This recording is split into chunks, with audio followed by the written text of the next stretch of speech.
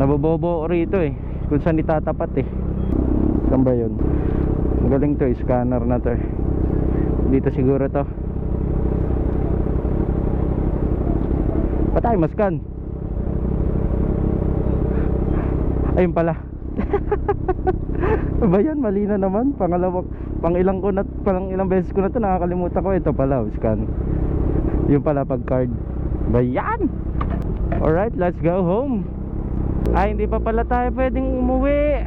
Pupunta pa pala tayo Quezon City Hall. Ang dami naman natin lakad ngayon. So, ang daan natin ngayon ay mag-e-EDSA tayo mga tol, kasi dadiretso pa tayo ng City Hall. Sana hindi naman masyadong traffic, pero ano pa ba saan natin sa EDSA? Siyempre, matik traffic na yan. Tapos dagdag mo pa Friday. Ay, my gulay. Friday traffic.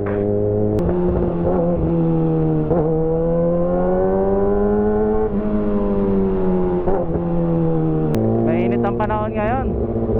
Pero sa bagay, ito naman yung gusto natin eh. Kesa naman umuulan, hassle, di ba?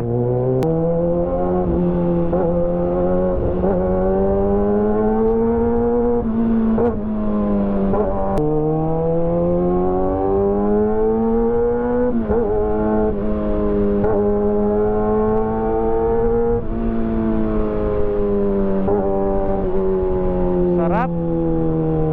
Sabi ko na, traffic ang EDSA eh.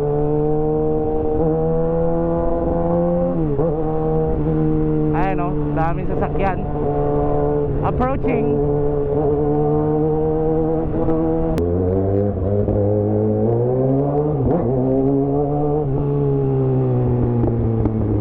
Kailangan na kasi natin dumaan sa City Hall guys, or iabot itong mga permit natin doon sa kakilala natin. Kasi meron tayo kakilala doon na tumutulong sa atin para maayos yung ating permit, no? Para syempre legal lahat ng ating negosyo, no? Kumbaga parang mas maganda na yung safe tayo, ilagay natin sa tamang proseso palagi para just in case man na merong maging problema in the near future, pero wag naman sana, di ba?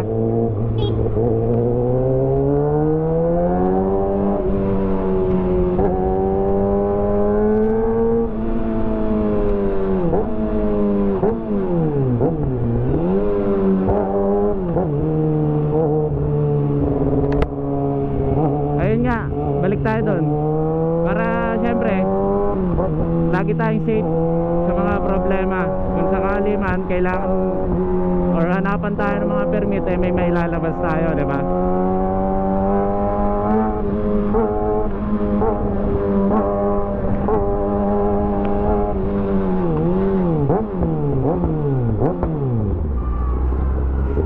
Grabe traffic man. Sabi ko na, dito sa Guadalupe, lagi kasi traffic dito sa Guadalupe.